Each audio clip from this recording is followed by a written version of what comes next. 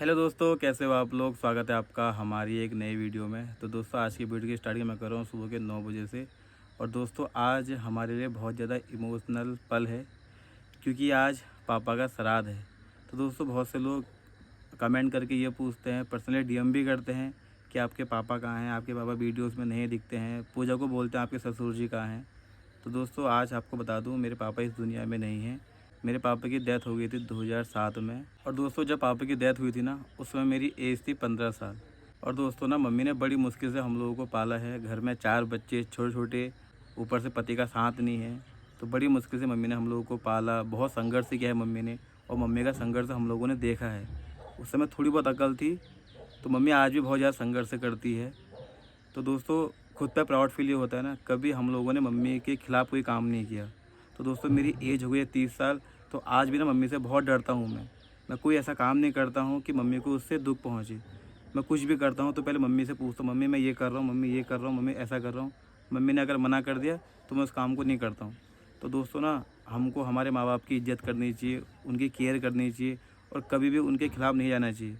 तो आजकल बहुत से बच्चे ऐसे होते हैं जो माँ बाप के खिलाफ़ जाके काम करते हैं। तो दोस्तों ना, माँ बाप को बहुत दुख होता है, हालांकि वो बता नहीं पाते हैं, क्योंकि बच्चे जब बड़े हो जाते हैं ना, तो माँ बाप डरते हैं। लेकिन हमको ना उनको समझना चाहिए, या जो माँ बाप हमको पाल रहे हैं, पोस रहे हैं, जिन्होंने हमको जन्म दिया है, तो उनकी कदर करना बहुत ज़रूरी है। तब भगवान भी खुश होता है। तो दोस्तों, आज मैं 30 साल का हो गया हूँ ना, मैंने मम्मी के खिलाफ़ कोई भी काम नहीं किया है। तो अच्छा लगता है कि हम लोग मम्मी से डरते हैं और मम्मी की केयर करते हैं। हर चीज़ मम्मी को हम पूछते हैं। मम्मी आज भी सारे डिसीजन हमारे घर की मम्मी लेती है, चाहे वो कुछ भी हो, एक्स वाई जेड, सारे काम मम्मी करती है, सब कुछ मम्मी बताती है, ऐसा होगा वैसा होगा। हालांकि हमको अकल है, बट हम कुछ नहीं बोलते हैं। जो करेगी मम्मी करेगी, और मम्मी काम बेस्ट करती है। तो दोस्तों, हमारे माँ बाप कभी गलत नहीं होते हैं। इस चीज़ को बच्चों को समझना चाहिए। और आज के दिन ना, मम्मी बहुत ज़्यादा इमोशनल हो जाती है, क्योंकि ये पल दोस्तों बहुत ज़्यादा नाजुक होता है। घर में जब कोई बड़ा सयाना नहीं होता है ना, उसकी याद तो आ ही जाती है। तो दोस्तों, जैसा आप लोग को पता चल गया होगा, आज हमारे पापा जी का श्राद्ध है। तो दोस्तों, मैंने तो पापा जी को देखा नहीं है, लेकिन मम्मी, वंशु के पापा और दीदी लोग अक्सर उनके बारे में बात करते रहते हैं। मम्मी भी आज के दिन बहुत ज़्यादा इमोशनल हो जाते हैं, क्योंकि दोस्तों अभी ना, जब पापा जी के, उनकी एज बहुत कम थी। अभी उनका हमारे साथ होते तो बहुत ज़्यादा अच्छा फील होता। तो दोस्तों, जब पापा जी गए ना, उस समय बच्चे बहुत छोटे छोटे थे। उस समय ना मम्मी पे बहुत ज़्यादा जिम्मेदारियाँ आ गई, क्योंकि 3 बेटियां थी, उनकी शादी नहीं हुई थी, और वंशु के पापा भी बहुत छोटे थे, ना समझ थे। होता ही है, बच्चों को उतनी अकल नहीं होती। और दोस्तों, पहले का टाइम कितना डिफ़िकल्ट था। हमारे जहाँ, हमारा गांव है, नहर पर गाड़ियाँ चलती थी, ना कोई सुख सुविधाएँ थी, ना घरों पर गाड़ियाँ थी। तो दोस्तों, उस टाइम पर मम्मी ने 4 बच्चों को पाला, उनकी शादी की, तो बहुत बड़ी बात है। और हमको कभी फील नहीं होने दिया, पापा की कमी का एहसास कभी नहीं कराया। तो दोस्तों, सच में मम्मी के लिए प्राउड फील होता है। और मम्मी ना आज के दिन बहुत ज़्यादा इमोशनल भी हो जाते हैं, होता ही है दोस्तों। और दोस्तों, पता है, वंशु को भी ना बूबू की कमी का एहसास होता है। वंशु बोलता है, मम्मी बूबू कहाँ रहते हैं, रोज़ मंदिर पे ही क्यों रहते हैं। तो दोस्तों, सच में आज पापा जी होते तो अच्छा फील होता, लेकिन हमारी मम्मी ने कभी हमको कमी का एहसास नहीं होने दिया है, ना बच्चों को, ना दीदी लोगों को, ना वंशु के पापा को, ना हमको। जितनी भी जो एक आदमी की जिम्मेदारी होती है ना घर पे, वो सारी मम्मी ने निभाई है।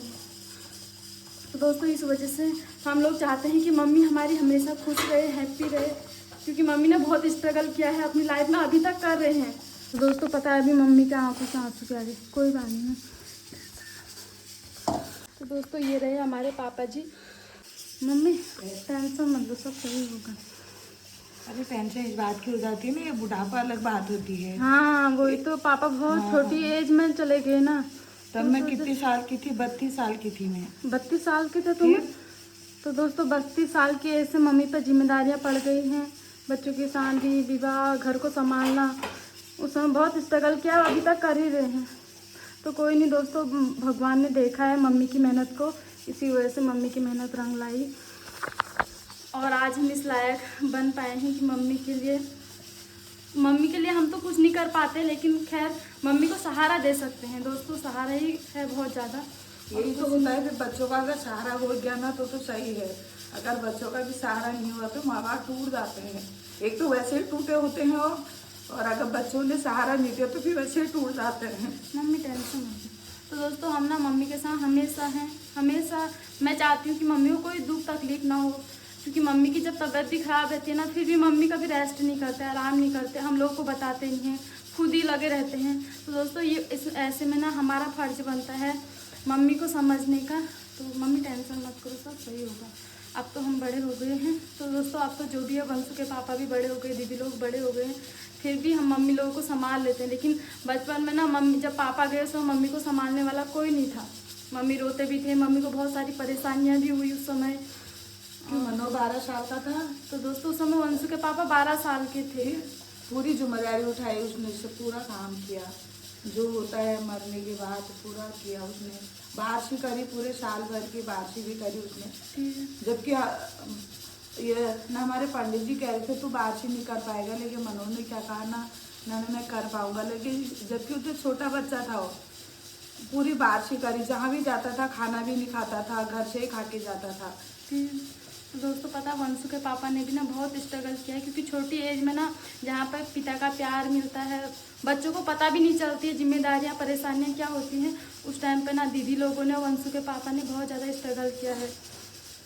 तो दोस्तों मैं चाहती हूँ कि हमारा परिवार हंसी खुशी से रहे, इतने दुख तकलीफ बचपन से झेले हैं। और दोस्तों भगवान हमारे पापा जी की आत्मा को हमेशा शांति दे। तो दोस्तों सच है, मम्मी ने ना बहुत ज़्यादा हिम्मत रखी है, तभी जाके आज हम यहाँ तक पहुँच पाए हैं। बच्चों की शादी हो पाई है, परिवार एक हो पाया है, वरना शायद परिवार बिखर जाता, बच्चों की शादी भी नहीं हो पाती, इधर उधर ऐसी रहते। लेकिन बच्चों ने भी समझा है, सब लोग समझते हैं मम्मी के दुख दर्द को, इसी वजह से मम्मी की हर बात को मानते हैं।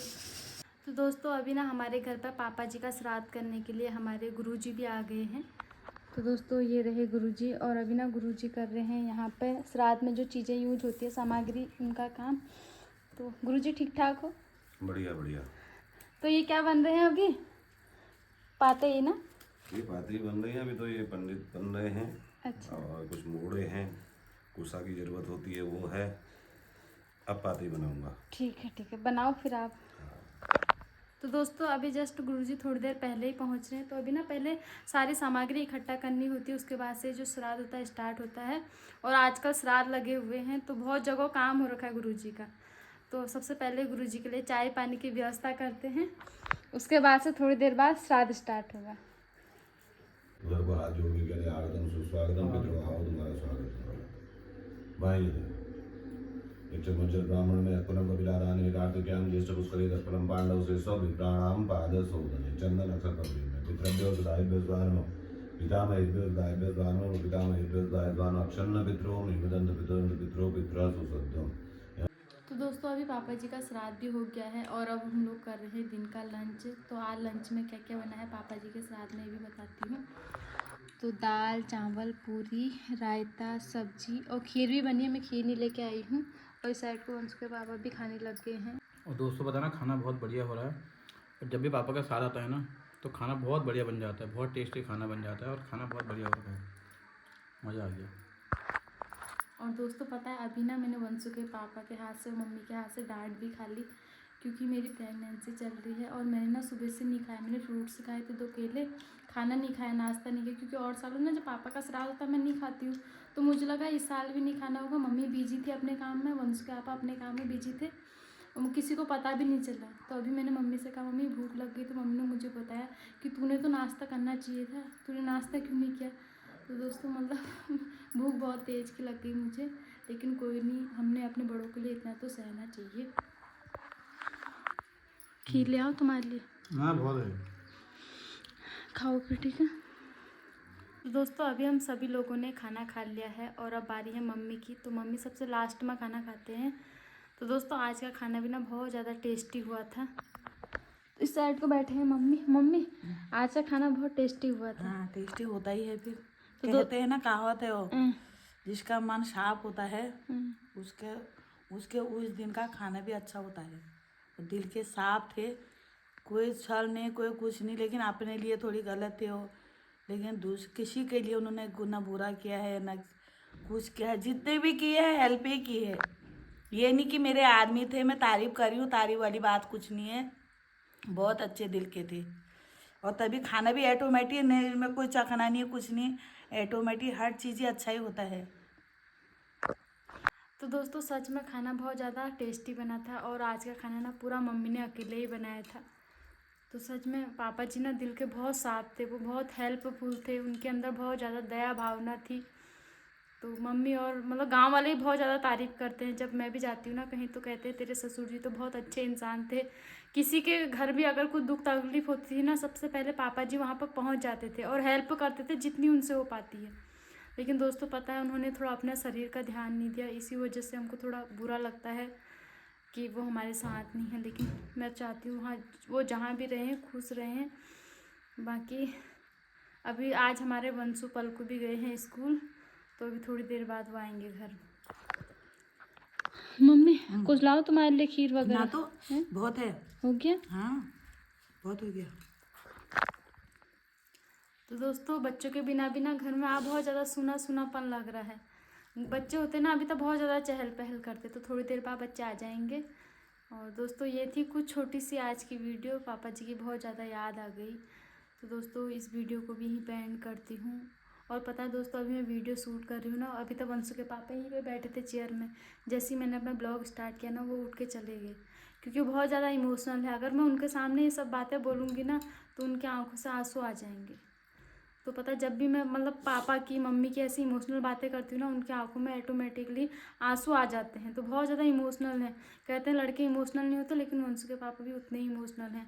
बहनों का दुख नहीं देखा जाता, मम्मी का दुख नहीं देखा जाता, कुछ भी ऐसी परिवार वाली बात आती है ना तो बहुत ज़्यादा इमोशनल हो जाते हैं वो भी। तो दोस्तों कुछ आज की ये थी वीडियो। और दोस्तों इस वीडियो को भी यहीं पे एंड करती हूँ। अपना प्यार और सपोर्ट ऐसे ही बनाए रखना। फिर मिलती हूँ नेक्स्ट वीडियो में, तब तक के लिए बाय। तो दोस्तों पता है आज मम्मी बार बार इमोशनल हो जा रहे, बातों बातों में होता ही है। खैर कोई बात नहीं मम्मी, टेंशन मत लो, तुम खुशी मन से खाओ, सब सही होगा आगे को भी। मम्मी बाय बोल दो। या तो रोजिया आने वाली हुई ना, लेकिन ये पल ऐसे होते हैं बहुत याद आती है फिर। कोई नहीं सब सही होगा। वो तो जो भी है भगवान की दुआ से मेरे बच्चे अच्छे हैं। बच्चे मेरे मन जैसे ही हुए, कभी मेरे बच्चों ने मेरा मुंह नहीं दुआ रखा है। जो मैं कहती हूँ बच्चों से, हालांकि मैं अच्छा ही बोलती हूँ, अच्छा ही न उनको कहती हूँ, उनके हित के लिए बोलती हूँ, लेकिन बच्चों ने ना मेरा कभी मेरी 30-35 साल की लड़की हो गई है, लड़का हो गया है, लेकिन मेरे को ये नहीं कह रखा है कि मम्मी तू ऐसा गलत क्यों कहती है, हमको डांटती क्यों है। उनको समझ है कि मम्मी हमारे लिए बोलती है, और जब बोलती हूँ तभी यहाँ तक पहुँचे भी हैं। और अच्छे संस्कार भी हैं, ऐसे नहीं हैं कभी उनको गलत शिक्षा नहीं दी है, गलत संस्कार नहीं दिए है। यही कहती हूँ जहाँ जाते हो अच्छा बोलो, अच्छा करो, बस मेरा तो यही है। अपना नाम कमाओ बस।